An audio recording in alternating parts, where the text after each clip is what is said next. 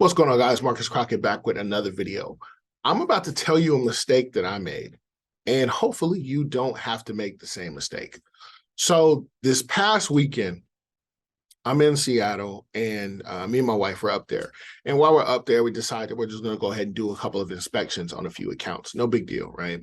While we're doing the inspections, I get a call from one of our, it's probably our, at this point, yeah, they're probably our largest client. We service, or they're our largest client in Seattle. That we serviced, what, two, three? We serviced like three of their buildings. They're nice sized buildings. So I get a call from him. And he's saying, what are we going to do about the spots? And I don't know what he's talking about. I'm like, what do you mean? What are we going to do about the spots? So there's a specific building that we service, and we only service this one twice a week. It's Wednesdays and Fridays. So yes, so it's Friday evening. We're in Bellevue when I get this call. So he's saying, what are we going to do about these spots? So I don't know what he's talking about. And he's like, yeah, there's a big spot in the kitchen. I hate to be accusatory, but I know it wasn't us because we don't have anything that would do that. It has to be you guys. So it just so happens that it's Friday evening. I said, okay, let me give you a call back. I call my worker. She's, at the account. I call her to see, what is this guy talking about? Because I don't know it. I don't know about this is all news to me, right?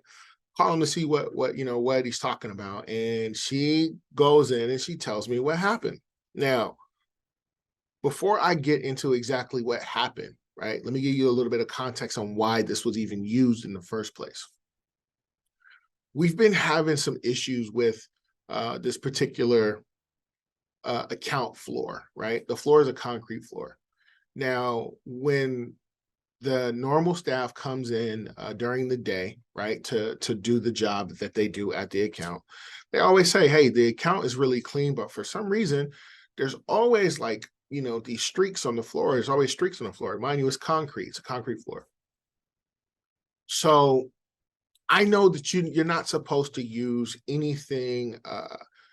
You're not supposed to use a really harsh chemical on concrete because it can leave a haze. It can damage the concrete.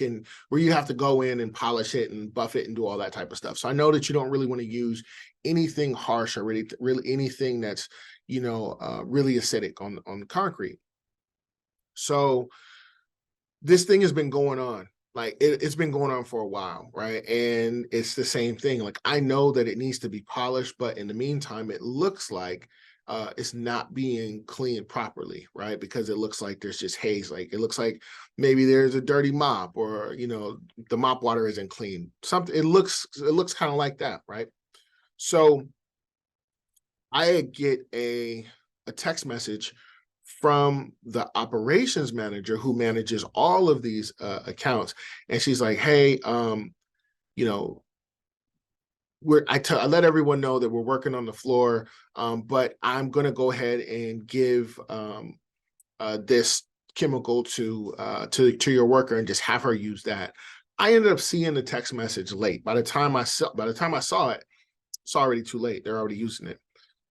So we'll get back to current day, or at least last Friday. So I'm on the phone. I'm like, hey, what happened? She's like, yeah, well, I'm just now seeing it now. She said, but last week I took the chemical that, the operations manager had gave her. And as I was, making the water, it fell over and it spilled, but I cleaned it up. I didn't think it, and it didn't look like it was a spot or anything there when I left. So the chemical that was used is something that you're never supposed to use it, right? And you're never supposed to use it on concrete. And the reason why I'm saying, and this applies to all cleaning, whether you're doing residential, whether you're doing commercial, it doesn't matter. You never want to use this stuff, and be mindful of any type of stone. It doesn't matter whether it's concrete. It doesn't matter whether it's granite or what's that other thing? Hertz. It doesn't matter what stone it is. You have to be careful because you can damage it.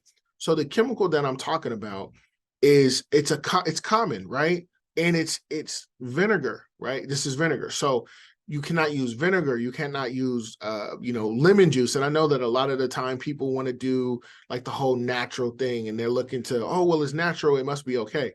Well, the problem is this. Here's a problem. The pH for concrete is like 7 or 9. You're supposed to clean it between like, I want to say it's like 7. And if you clean it with like anything that's around 7 or 9, you should be okay. And you can't do it all the time, but you should be fine. The pH in vinegar is like 2. So it's way more acidic than what the concrete is meant for. So that stain, right? And I'll attach the pictures up. The stain there is it ate through the concrete. Basically, it was getting down into the pores. So I had a choice, and this is something that you have to take into consideration. Even though I wasn't the one to suggest that we use this product, I'm going to be the one to pay for it, and here's why. It's always better to lose the battle and win the war, right? I don't care so much about this battle. We'll get it. It's fixed. It's already fixed. I'm more focused on the long game, and that's what you have to be focused on. If in this person, this operations manager, really, really nice lady, didn't mean any harm at all. I have to look at my position versus her position. This is someone who is looked at in this company as family. She's been there for well over 20 years, on her way out. And even though we weren't the ones to initiate bringing this chemical in, bringing vinegar in and using it, it was something that still my staff did use. So with no questions being asked at all, like, you know what, I'll go ahead, I'll take care of it, just so we can continue to stay in business. And this is the other thing, like, it's always so important to not only be a part of a network group where you have people who are in the same industry as you that you can bounce ideas from and learn from, grow from, but it's also good to have people who don't even do what you do, who are in a position to where it's like, you know what, maybe I might need their service one day. Right.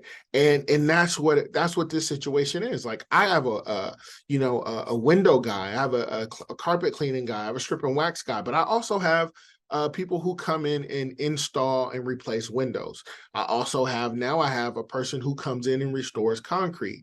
You always want to be a person that any of your accounts can come to if they have a problem, even if you can't be the one to fix it directly. Hey, you know what? I got a guy for this, or I got a guy for that.